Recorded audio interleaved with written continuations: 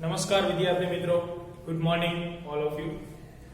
Last લેક્ચરની અંદર આપણે ઘણા મહિનાઓ પહેલા પહેલું ચેપ્ટર પછી 11મું ચેપ્ટર પૂર્ણ કરેલું હતું અને હવે આપણે શરૂઆત કરશું ચેપ્ટર નંબર 2 સ્થિત વિદ્યુત સ્થિતિમાં. એનું નામ છે અને અંગ્રેજીમાં એને કહેવાય પોટેન્શિયલ ડિફરન્સ. એટલે દાખલાઓની અંદર તમને વિદ્યુત સ્થિતિમાન તરીકે PD એવું પણ લખીને આપશે. સ્થિત વિદ્યુત સ્થિતિમાન અને કેપેસિટરો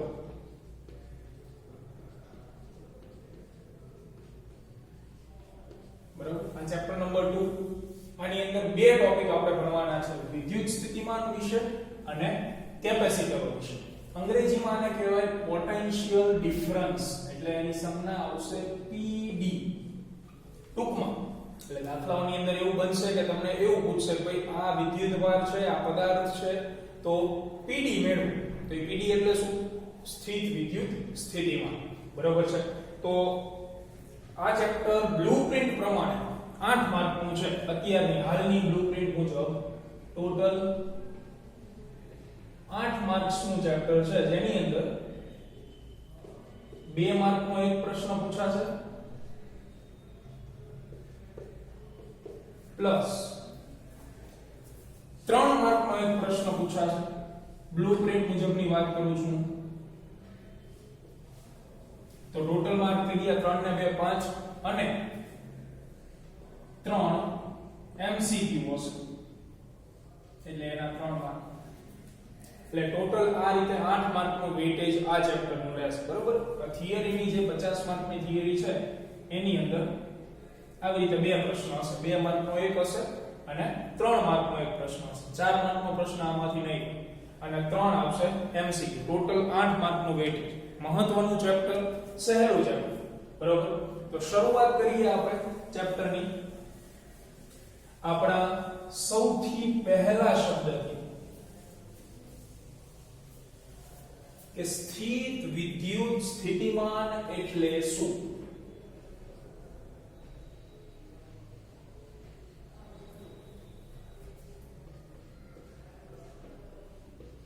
પોટેન્શિયલ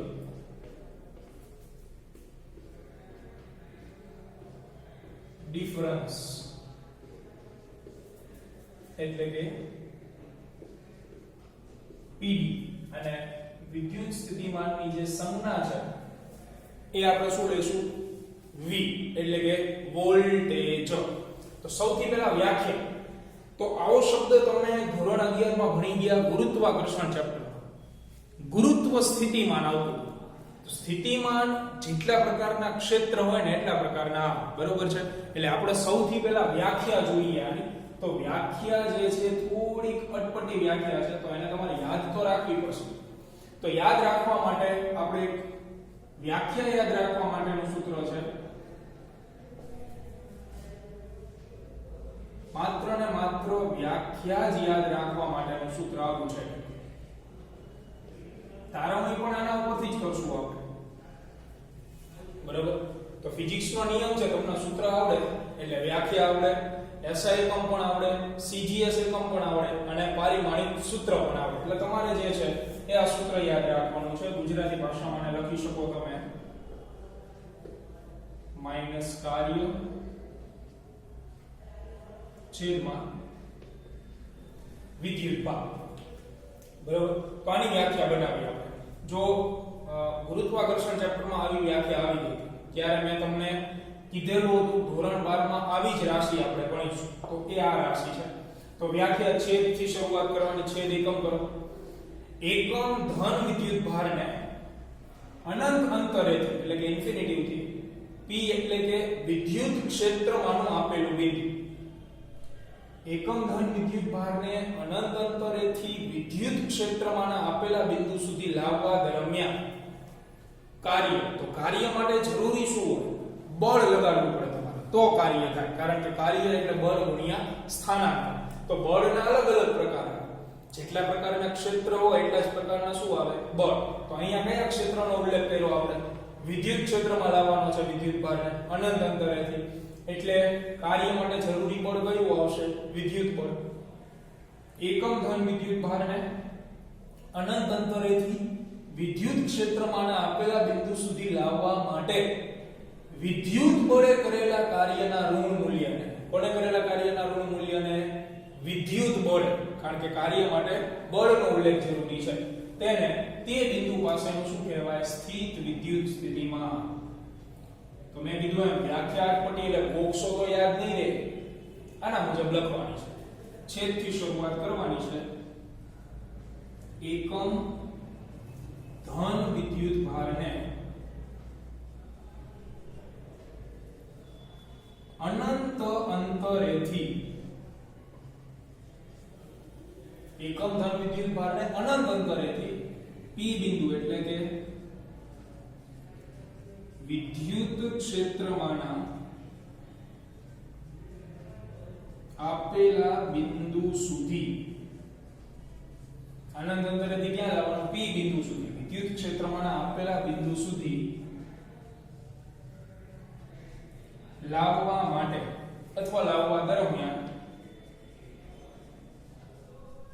વિદ્યુત બળે કરેલા કાર્યના ઋણ મૂલ્યને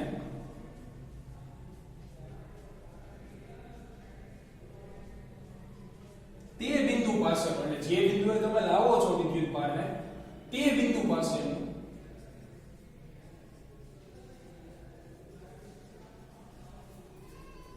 સ્થિત વિદ્યુત સ્થિતિમાં કહેવામાં આવે છે.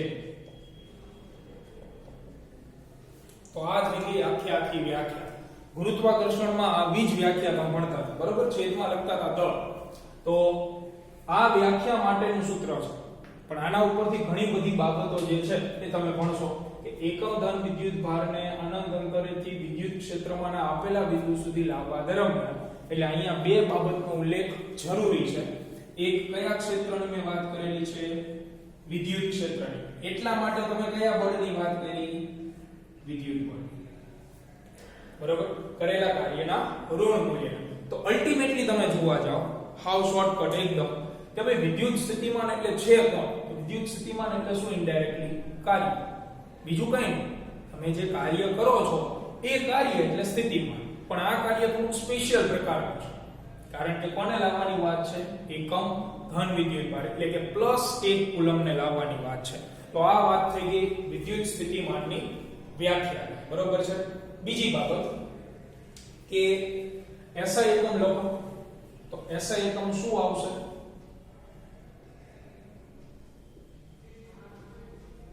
વિદ્યુત સ્થિતિમાનનો SI એકમ શું મળે તમને? તો અંશમાં શું છે? કાર્ય, એટલે કાર્યનો SI એકમ હોય જૂલ, અને છેદમાં છે વિદ્યુત ભારનો SI એકમ હોય કુલમ્બ. અને બીજો એક SI એકમ દાખલાઓ પૂરતો આવશે, જેને આપણે લખીશું V, જેને વંચાય વોલ્ટ. એટલે કહેવાનો મીનિંગ કે વોલ્ટા નામના વૈજ્ઞાનિકે એનો જે છે એ SI એકમ આપેલો હતો, બરાબર? એને વોલ્ટ તરીકે ઓળખવામાં આવે છે.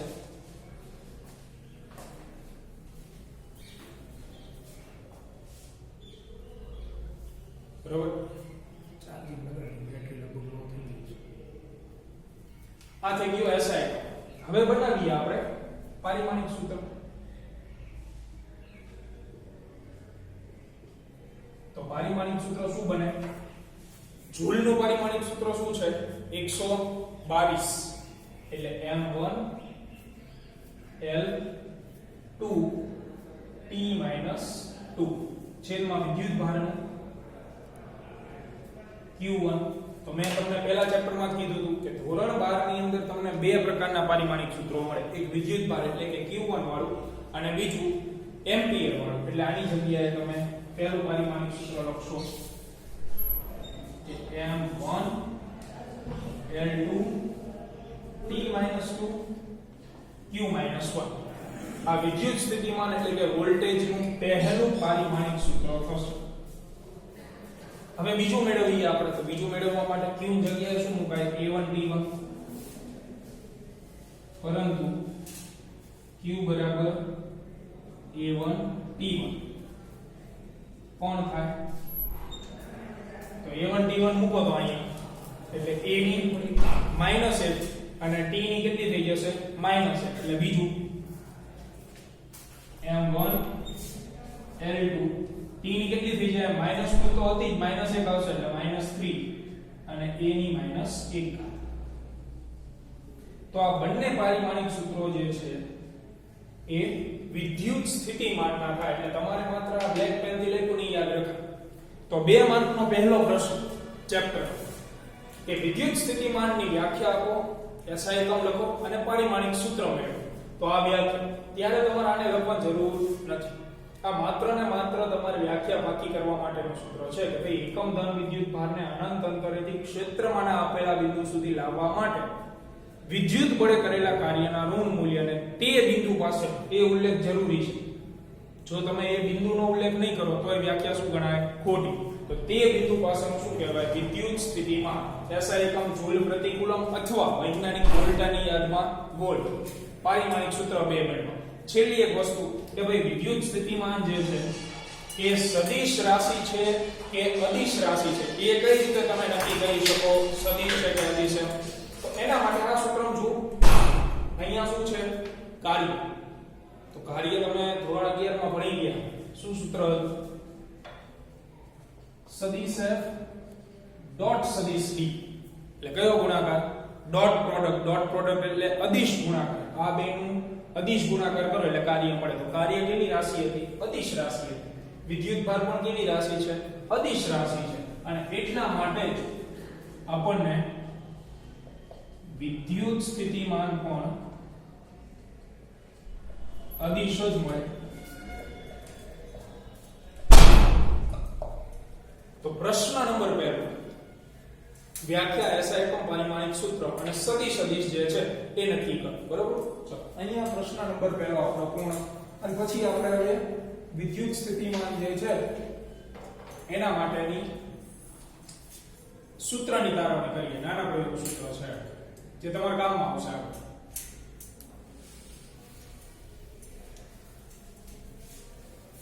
તો જે વિદ્યાર્થીઓને પહેલું ચેપ્ટર હવે હજી યાદ ન હોય, મગજમાં નીકળી ગયું હોય તેને યાદ કરાવી દો. તો ભાઈ અનંત અંતર એટલે શું લેવાનું? અનંત અંતર એટલે કેવું બિંદુ? કે અનંત અંતર એટલે એવું બિંદુ કે ક્ષેત્રની બહારનું. અનંત અંતર એટલે એવું નથી ધારવાનું અવકાશમાં આવેલું હોય, એમ નહીં. ક્ષેત્રની બહાર હોય એટલે શું ગણાય? અનંત ગણાય. જો તમને સરસ મજાનું ઉદાહરણ આપું, ભાઈ ચુંબક લો તમે, બરોબર? તો ચુંબક જે છે એનું ચુંબકીય ક્ષેત્ર કઈ વિશ્વમાં દરેક જગ્યાએ લાગુ ન પડે. એનો કઈક વિસ્તાર ચોક્કસ. એ વિસ્તારની બહાર તમે લોખંડનો ટુકડો રાખો તો પછી ત્યાં ચુંબકીય ક્ષેત્ર લાગુ પડે નહીં. તો એના અંદર એના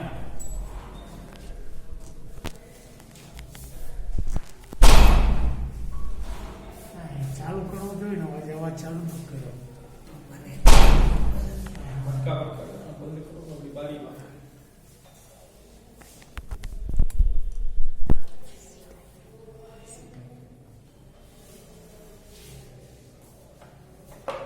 હા, તો આપણે વાત કરતા હતા અનંત અંતરની. અનંત અંતર એટલે કેવું? જો અહીંયા દાખલા તરીકે ચુંબક છે, બરોબર? હવે આ જે છે ચુંબક, એનું ચુંબકીય ક્ષેત્ર અમુક વિસ્તાર પૂરતું. તો લોખંડનો ટુકડો તમે અહીંયા મૂકજો તો આ કે ચુંબક એને આકર્ષવાનું નથી. શું કામ? એના ક્ષેત્રની ક્યાં જતું રહ્યું? બહાર જતું રહ્યું. તો આ ચુંબક માટે લોખંડનો ટુકડો જે છે એ ક્યાં રહેલો ગણાય? અનંત અંતરે. બરોબર? એટલે આ બાબત જે છે એ યાદ રાખવું કામમાં આવશે. તો આપણે હવે ચર્ચા કરીશું સ્થિતિમાનનું સૂત્ર મેળવવા. તો સ્થિતિમાન એટલે અલ્ટિમેટલી બીજું કંઈ નથી, કાર્ય છે. યાદ રાખજો સ્થિતિમાનનો ટૂંકો મીનિંગ કે ભાઈ વિદ્યુત સ્થિતિમાન એટલે શું, એવું કોઈ તમને પૂછે તો વિદ્યુત સ્થિતિમાન એટલે એકમ ધન વિદ્યુત ભાર. એકમ ધન વિદ્યુત ભાર એટલે કે એક કુલમને ફેરવવા અથવા સ્થાનાંતરિત કરવા અથવા એક બિંદુએથી બીજા બિંદુએ લઈ જવા માટે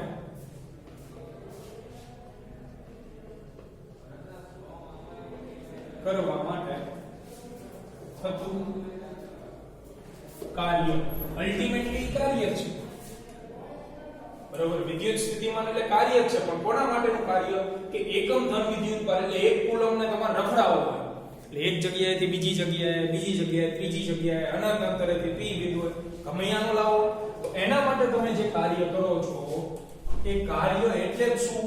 વિદ્યુત સ્થિતિમાન. આ બાબતને તમારે યાદ રાખવાની છે. એટલે અહીંયા હું તમને પોઈન્ટ એવો લખાવું છું સૂત્ર તારવણી માટે કે જેથી કરીને આગળ કામમાં આવે. એટલે અહીંયા તમારે માત્ર યાદ રાખવાનું છે. આ જે છે ને થિયરી પોર્શન માટેનું નથી. તો વિદ્યુત સ્થિતિમાન એટલે કાર્ય. હવે કાર્ય વિશેની આપણે થોડી ચર્ચા કરીએ. તો કાર્ય જે છે એ ધોરણ 11 માં તો ભણી ગયા. ચેપ્ટર નંબર 6 કાર્ય ઊર્જા પાવર. તો ત્યારે કાર્યના જે છે એ બે પ્રકાર આવતા હતા. પહેલું હતું અચળ બળ વડે થતું કાર્ય અને બીજું હતું ચલ બળ વડે થતું કાર્ય. આ તમને યાદ કરાવવા તમે ભણી ગયા છો. અચળ બળ એટલે કે બળ બદલાતું ન. દાખલા તરીકે કોઈ પદાર્થ ઉપર 5 ન્યૂટન બળ લાગતો હોય તો એ વર્ષો સુધી 5 ન્યૂટન એ અચળ બળ.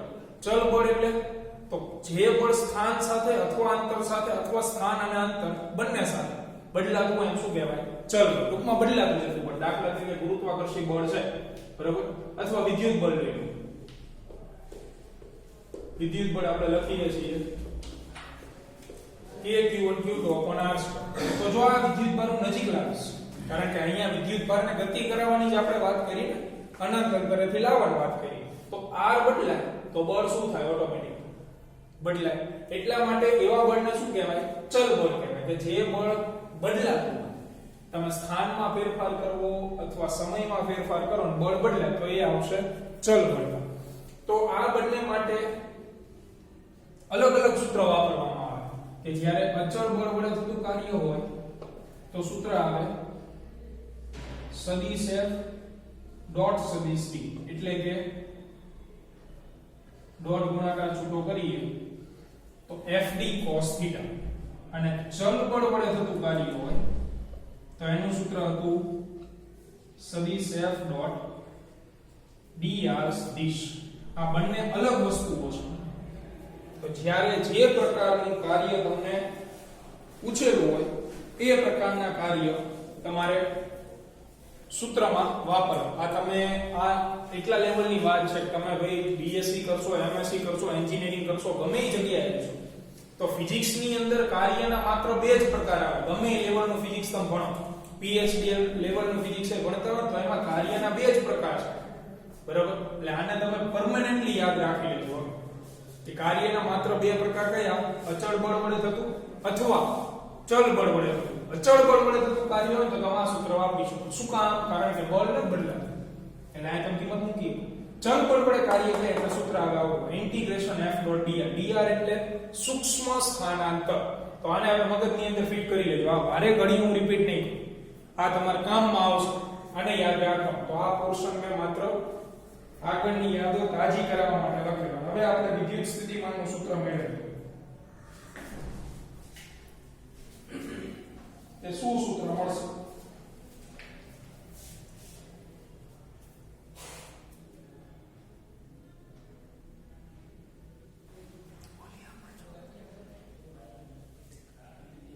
કમ્પ્લીટ હાલ ઓકે. ચાલો હવે આપણે સ્થિતિમાનનું નાનકડું એવું સૂત્ર મેળવીએ.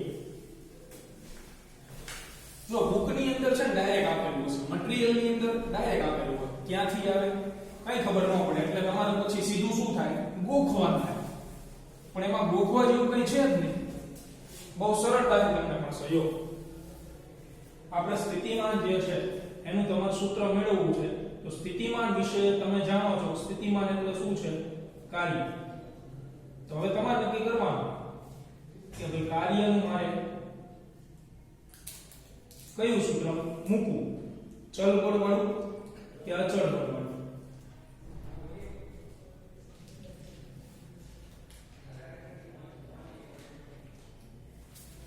ચાલો હવે આપણે સ્થિતિમાનનું એક સૂત્ર મેળવીએ.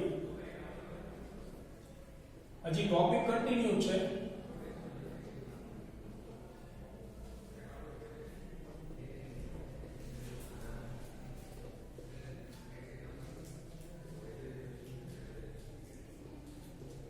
તો અહીંયા હું તમને દરેક વસ્તુ લખી દઉં છું કે ભાઈ કયો પ્રશ્ન પરીક્ષામાં પૂછાઈ શકે. જો વિદ્યુત સ્થિતિમાનનું સૂત્ર આપણે મેળવશું, પણ એ વ્યાખ્યા મુજબનું સૂત્ર, આ સૂત્ર જે છે એ આપણે વ્યાખ્યા પરથી મળતું સૂત્ર છે. અને અહીંયા મેં ક્લિયર લખેલું છે, પરીક્ષા લક્ષી નથી. એટલે આ પ્રશ્ન પરીક્ષામાં નહીં આવે કે ભાઈ વિદ્યુત સ્થિતિમાનનું સૂત્ર મેળવો, બરાબર? એટલે કારણ તો બુકની અંદર ન થાય પણ છે બેસ્ટ, જેથી તમારે ગોખવું ન પડે. તો આપણી પાસે સ્થિતિમાનનું સૂત્ર શું આપણે લખી ગયા વ્યાખ્યામાં કે V at P is equal to minus W infinitive થી P છેદમાં Q. આવું સૂત્ર લખ્યું. અંશમાં તો શું છે? કાર્ય છે. તો કાર્ય વિશે મેં અત્યારે તમને કીધું કે ભાઈ કાર્ય ચલ બળ વાળું હોય, અચળ બળ વાળું હોય. તો આની વ્યાખ્યાની અંદર આપણે કયા બળનો ઉલ્લેખ કર્યો તો? વિદ્યુત બળનો. અને વિદ્યુત બળ જે છે એ ચલમાં આવે કે અચળમાં આવે? તો ચલ બળમાં આવે. શું કામ? કારણ કે વિદ્યુત ભાર જે છે 1 કુલમ વિદ્યુત ભાર એમ તમારે ક્યાંથી લાવવાનો? અનંત અંતરેથી. ક્યાં લાવવાનો છે? કોક વિદ્યુત ભારના ક્ષેત્રની અંદર. પરિસ્થિતિ આ રીતની થાય. જો અહીંયા ધારો કે 500 કુલમ વિદ્યુત ભાર પોતાનો અડ્ડો જમાવીને બેઠો છે, બરોબર? તો આનો અડ્ડો જમાવીને બેઠો હોય તો એનો કંઈક વિસ્તાર હોય ને કે ભાઈ આટલા વિસ્તારમાં એનો અડ્ડો છે, એટલે આ એનું શું થઈ ગયું? વિદ્યુત ક્ષેત્ર થઈ ગયું. હવે તમારે સ્થિતિમાન મેળવવા શું કરવાનું છે? કે આ 1 કુલમ વિદ્યુત ભાર છે જે 500 કુલમના આડાની ક્યાં છે? બહાર, વિસ્તારની બહાર. એટલે એ ક્યાં રહેલો કહેવાય? અનંત અંતરે. એને મારે ફરજિયાત ખેંચીને કે બોચી પકડીને ગમે એમ કરીને બળ જબરીથી લાવવાનો છે. ક્યાં લાવવાનો? ક્ષેત્રની અંદર. ઓટોમેટિક તો આવે જ નહીં. શું કામ? કારણ કે એ ક્યાં રહેલો છે? આના ક્ષેત્રની બહાર. અને બીજું કે અપાકર્ષણ બળ લાગે, ધન છે. એટલે તમારે ફરજિયાત એને લાવવાનો છે. તો તમે એને લાવશો એટલે તમે શું કરશો? બળ લગાવશો, એટલે કાર્ય કરશો. પણ જેમ જેમ આ નજીક આવશે એમ જે વિદ્યુત બળનું સૂત્ર તમે લખો છો કે Q1 Q2 r², જેમ જેમ એ નજીક આવશે એમ બે વચ્ચેનું જે અંતર છે એ શું થશે? ઘટતું જશે. એટલે અંતર બદલાશે, બળ બદલાય. એટલે વિદ્યુત બળની જે આપણે વાત કરીએ, વિદ્યુત બળ કયું બળ થશે? ચલ બળ થશે. અને ચલ બળ થશે એટલે આપણે સૂત્ર વાપરશું ચલ બળ વડે થતા કાર્યનું. તો મૂકીએ ચલ બળ વડે થતા કાર્યનું સૂત્ર. ચલ બળ વડે થતા કાર્યનું સૂત્ર શું હતું? માઈનસ ઇન્ટિગ્રેશન સદિશ f ડોટ dr સદિશ છેદમાં વિદ્યુત ભાર q, બરાબર? હવે ઇન્ટિગ્રેશન આવ્યું. ઇન્ટિગ્રેશન એટલે સંકલન આવ્યું. સંકલન આવે લિમિટ આવે. સંકલનની અંદર લિમિટ અહીંયા તમે મૂકો એ પ્રારંભિક લિમિટ ગણાય. અહીંયા જે મૂકો એ અંતિમ. તો સ્થાનાંતરની દ્રષ્ટિએ સંકલન છે. તો વિદ્યુત ભારને ક્યાંથી ઉપાડવાનો? તમારે વ્યાખ્યા મુજબ અનંત અંતરેથી. ક્યાં લઈ જવાનો છે? p બિંદુએ. એટલે અહીંયા આપણે મૂકીશું ઇન્ફિનિટી. ક્યાં લઈ જવાનો છે? p બિંદુએ. તો આ થઈ ગઈ લિમિટ, બરાબર? ચાલો આગળ વધીએ. હજી દરેક સ્ટેપ જોતા રહો. હવે આ જે q છે એને હું સંકલનની નિશાનીની અંદર લઈ લઉં, કેમ કે એ અચળ છે. ઇન્ફિનિટી થી p સદિશ f upon q into dr સદિશ. આવી રીતે લખ્યું f upon q તો એ તો પહેલા ચેપ્ટરમાં આવી ગયું. પહેલા ચેપ્ટરમાં આવી ગયું વિદ્યુત ક્ષેત્ર. વિદ્યુત ક્ષેત્ર એટલે ઇલેક્ટ્રિક ફિલ્ડ. ઇલેક્ટ્રિક ફિલ્ડ બરાબર શું હતું? સદિશ F upon સદિશ F upon Q.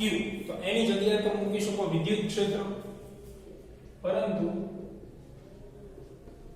સદિશ F upon Q equal to સદિશ E, એટલે કે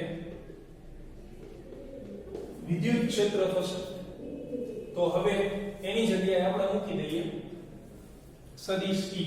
તેથી V at P equal to minus integration infinity થી P સદિશ E dot dr સદિશ. લો આ સ્થિતિમાનનું શું થઈ ગયું? સૂત્ર. હવે આમાં થોડી ઘણી જરૂર છે એડિટિંગની, એ આપણે કરીએ. તો સ્થિતિમાન એટલે અલ્ટિમેટલી શું છે? કાર્ય છે. આ છે સ્થિતિમાન P બિંદુ પાસે, જે અમે લગભગ આ લેક્ચરમાં 4-5 વાર તમને કીધું કે સ્થિતિમાન એટલે 1 કુલમ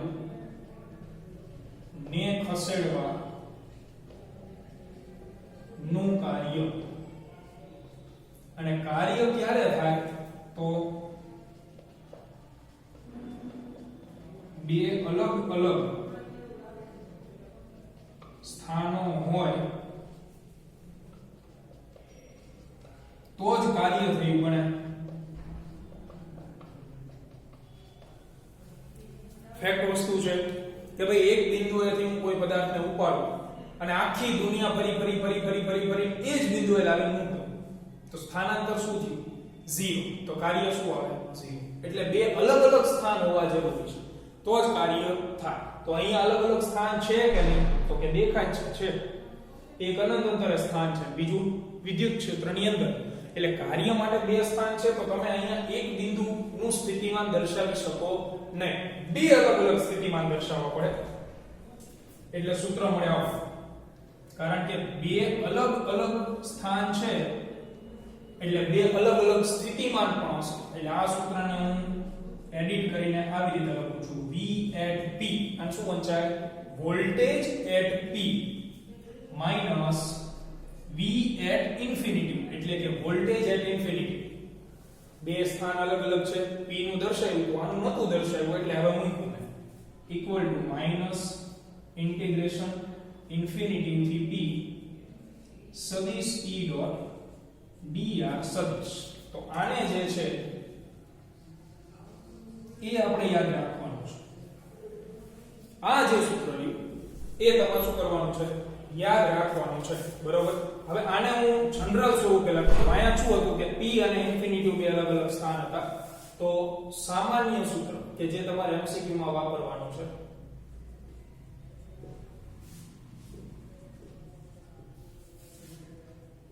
MCQ માં અને આગળના પ્રશ્નો માટે તો સામાન્ય રીતે આને આવી લખાય V અંતિમ માઈનસ V પ્રારંભિક ઇક્વલ ટુ માઈનસ ઇન્ટિગ્રેશન પ્રારંભિક થી અંતિમ સદિશ E ડોટ dr સદિશ. આવું જનરલ સૂત્ર બનશે. જનરલ સામાન્ય સૂત્ર. એટલે તમને કોઈ પણ બે બિંદુ રકમમાં આપ્યા હોય તો એના ઉપરથી આ સૂત્ર તમે બનાવી શકો છો. આપણી વ્યાખ્યાની અંદર તમારે વિદ્યુતભાર ક્યાંથી ઉપાડવાનો હતો? અનંત અંતરેથી. ક્યાં લાવવાનો હતો? P બિંદુએ. તો અંતિમ સ્થાન કયું થયું? P બિંદુ થયું. એટલે શું લખાય? V at P. પ્રારંભિક અનંત અંતરે. સામેની સાઈડ પ્રારંભિક લિમિટ નીચે આવશે, અંતિમ લિમિટ ઉપર આવશે. માઈનસ નિશાની ભૂલવાની નથી. સદિશ E ડોટ dr સદિશ આ રહ્યું. બરાબર. તો હવે તમને એમ કે ભાઈ વિદ્યુત ભારને A થી D લઈ જવો છે તો અંતિમ સ્થાન કયું થાય? B. પ્રારંભિક સ્થાન A. એ પ્રમાણે સૂત્ર લખવાનું. બરાબર. એટલે આ પરીક્ષા લક્ષી બિલકુલ નથી, પણ ચોપડીની અંદર તમને સીધું આ લખીને આપ્યું છે કે ભાઈ V અંતિમ માઈનસ V પ્રારંભિક આટલું થાય. એ ક્યાંથી આવ્યું? તો આ રીતે આ સૂત્ર. તો એ તો મેં તમને પહેલા લખાયું વ્યાખ્યા યાદ રાખવા માટે. અહીંયાથી તમે આગળ જોતા જાવ કાર્યના બે સૂત્ર હોય. આ તમારે પરમેનન્ટલી યાદ રાખવા. એમાંથી ચલ બળ વાળું સૂત્ર મૂક્યું, કારણ વિદ્યુત બળ હતું. લિમિટ મૂકી દીધી વ્યાખ્યામાંથી એને.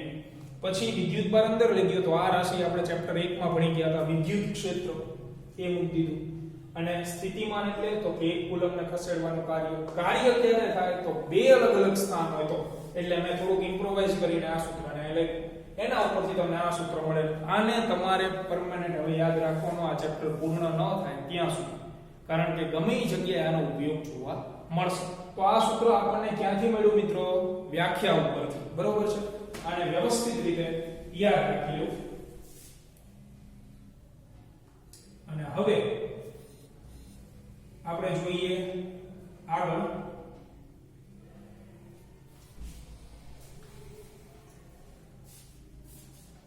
કે ભાઈ કઈ કઈ વસ્તુઓ સ્થિતિમાન ઉપરથી તમને જાણવા મળે છે.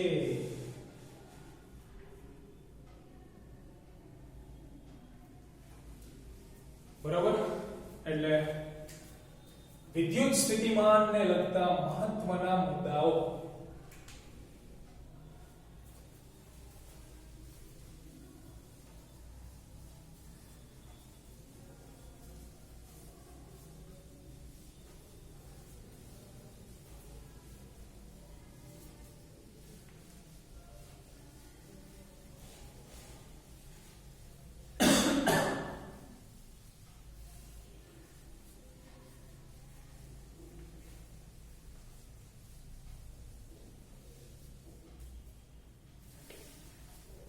તો અહીંયા આપણે એક ઉદાહરણ લખીએ કે ભાઈ A થી B લઈ જવો હોય વિદ્યુત ભારને, તો શું આવે?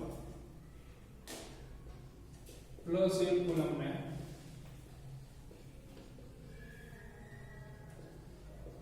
A થી B લઈ જતા PD. તો એના માટે શું લખશો તમે? અંતિમ સ્થાન કયું છે? B. તો અંતિમ સ્થાન B છે એટલે વોલ્ટેજ એટ B. પ્રારંભિક સ્થાન A, તો voltage at A equal to minus integration પ્રારંભિક નીચે અંતિમ ઉપર સદિશ E ડોટ dr સદિશ. બરોબર? આ રીતે સૂત્રો બનશે. આ તમારા દાખલાનું પહેલું સ્ટેપ રહેશે. જો આમાં લોચો માર્યો તો ગયા, આગળની તો વાત જ જવા દો. બરોબર? આ તમારું પહેલું સ્ટેપ રહેશે MCQ ની અંદર. બીજું કે ભાઈ આને બીજું નામ પણ છે, આને વિદ્યુત ક્ષેત્રનું રેખા સંકલન કોણ કહેવાય છે?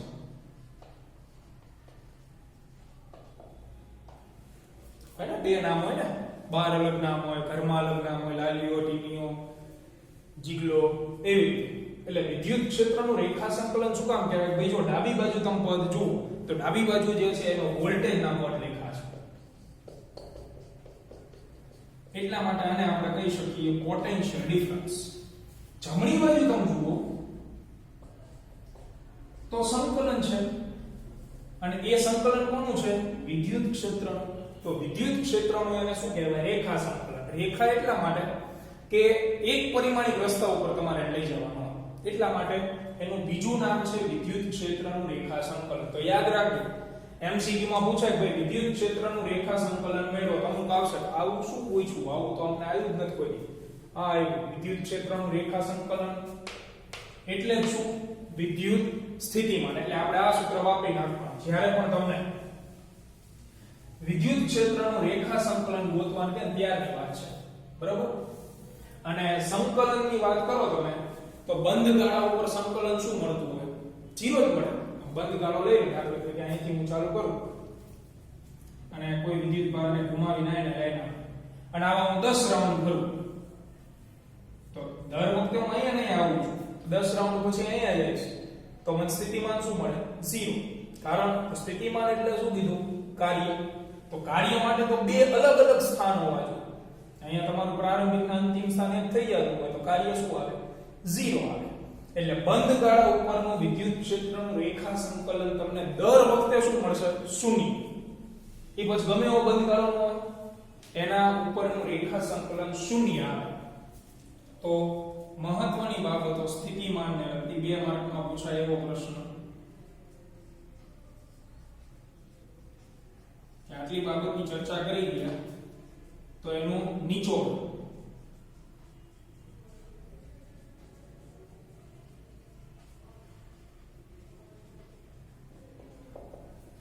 એ આ 4 કે 5 બાબતોની અંદર આવી જશે. પહેલું તો આપણે સૂત્ર લખ્યું છે અહીંયાથી તમને જોવા મળે કે સ્થિતિમાનનું નિરપેક્ષ મૂલ્ય ન મળે, એક બિંદુ આગળનું સ્થિતિમાન શક્ય જ નથી. બીજા બિંદુની સાપેક્ષે મળે સ્થિતિમાન, એટલે સ્થિતિમાનનું નિરપેક્ષ મૂલ્ય ન મળે, એનો શું મળે? ફેરફાર અથવા તો સાપેક્ષ મૂલ્ય. એટલે પહેલો મુદ્દો કે વિદ્યુત સ્થિતિમાનનું નિરપેક્ષ મૂલ્ય મહત્વનું નથી, પરંતુ તેનું સાપેક્ષ મૂલ્ય જ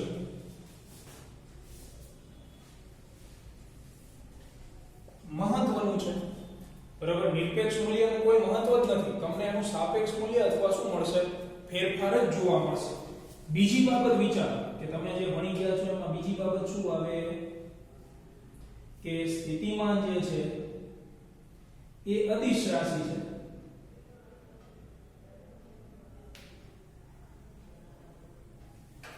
એ બીજો મુદ્દો હતો કે વિદ્યુત સ્થિતિમાન ભાઈ અદિશ રાશિ છે.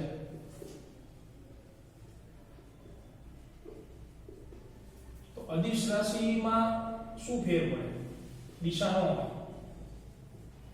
એ તો બધાને ખબર હોય,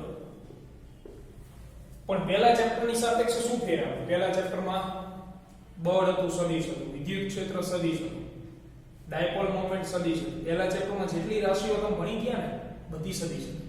એટલા માટે તમે એના જેટલા દાખલાઓ કરતા હતા તો સદિશનું મૂલ્ય તમે મૂકતા હતા, એટલે વિદ્યુત ભારની નિશાની આપણે ધ્યાનમાં લેતા નતા. પણ આ ચેપ્ટરમાં એવું નહીં થાય.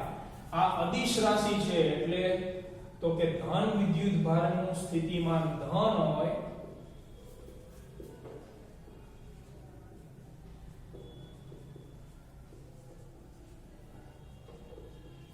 અને ઋણ વિદ્યુત ભાર જે છે એનું સ્થિતિમાન શું હોય? તો કે ઋણ હોય. એટલે આ ચેપ્ટરમાં તમે જ્યારે પણ દાખલાઓ ગણશો તો ઋણ નિશાની આવશે, પહેલા ચેપ્ટરમાં આવતી નથી. પહેલા ચેપ્ટરના દાખલાઓ તમે જોશો તો એમાં વિદ્યુત ક્ષેત્રના દાખલાઓ તમે જો, વિદ્યુત બળના જો, વિદ્યુત બળ ભલે ઋણ આપ્યો પણ આપણે લેતા હતા ધન, કારણ કે એ હતું સદિશનું માન, સદિશનું મૂલ્ય. અહીંયા છે જ અદિશ, એટલે ધન હોય તો ધન લખવાનું, ઋણ હોય તો ઋણ. બંને પ્રકારના સ્થિતિમાનો જોવા મળે. ચોથો અને મહત્વનો મુદ્દો, સ્થિતિમાનની જે એક જગ્યાએથી બીજી જગ્યાએ જવાની પ્રોસેસ હોય કે પ્લસ થી માઈનસ, એ ત્રીજા ચક્રમાં આવશે. ચોથો મુદ્દો શું આવે કે ભાઈ એનું વિદ્યુત ભાર જે છે એને એક જગ્યાએથી બીજી જગ્યાએ લઈ જવું છું. આ પોઈન્ટ A, આ પોઈન્ટ B, અહીંયાથી અહીંયા લઈ જવું છું. તો તમે સૂત્ર શું બનાવશો? આજ બને અંતિમ માઈનસ પ્રારંભિક. ધારો કે કોઈ વિદ્યાર્થીને આ માર્ક પસંદ નથી, પહેલો માર્ક, એ આવા રસ્તે લઈ ગયા છે, એને આ બીજો માર્ક પસંદ છે, તો સૂત્ર શું આવે? આજ આવશે ને? બરોબર. ધારો કે આ બીજો માર્ક કોઈ પસંદ નથી, આવા માર્ગે લઈ જાય છે, માર્ક નંબર 3, તો એ સૂત્ર શું બને તમારું? આ બને. આમાં ક્યાંય માર્ગનો ઉલ્લેખ છે કે ભાઈ ડામરવાળા રસ્તે લઈ જવાનું કે આરસીસી રોડે લઈ જવાનું? એવું કીધું નથી ને કઈ. એટલે તમે જ્યારે પણ સ્થિતિમાન ગણતા હોય તો સ્થિતિમાન જે છે એ વિદ્યુત ભારના પ્રારંભિક અને અંતિમ સ્થાન ઉપર આધાર રાખે, તેમને જોડતા માર્ગ ઉપર નહીં. એટલે ચોથો મુદ્દો કે અહીંયા મળે છે સ્થિતિમાનનો ફેરફાર, એટલે વિદ્યુત સ્થિતિમાનનો ફેરફાર એ વિદ્યુત ભારના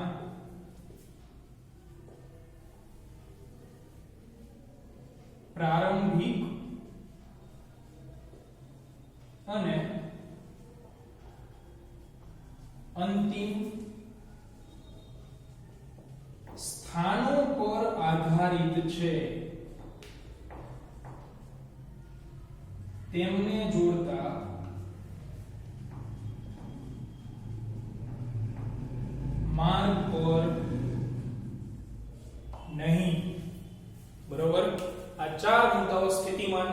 છે જે તમે ભણી ગયા કે નિરપેક્ષ મૂલ્ય ન મળે, સાપેક્ષ મૂલ્ય મળે, સૂત્ર ઉપરથી ખબર પડી ગઈ. બીજું અદિશ રાશિ છે. ત્રીજું અદિશ છે એટલે ધન વાળાનું ધન આવશે, ઋણ વાળાનું ઋણ આવશે. ચોથો અને મહત્વનો મુદ્દો કે વિદ્યુત સ્થિતિમાન નું મૂલ્ય નહીં, વિદ્યુત સ્થિતિમાનનો શું ફેરફાર એ માત્ર સ્થાન ઉપર આધાર રાખે, તેમને જોડતા માર્ગ ઉપર નહીં. તો આજના લેક્ચરમાં અહીંયા સુધી રાખીએ અને ડેઈલી તૈયાર કરતા જજો જેથી કરીને ચેપ્ટર નંબર 2 તમને વ્યવસ્થિત સમજાય. બરોબર છે? ડેઈલી તૈયાર કરવું જરૂરી છે. મળીએ નેક્સ્ટ લેક્ચરની અંદર નવીન રાશિ સાથે.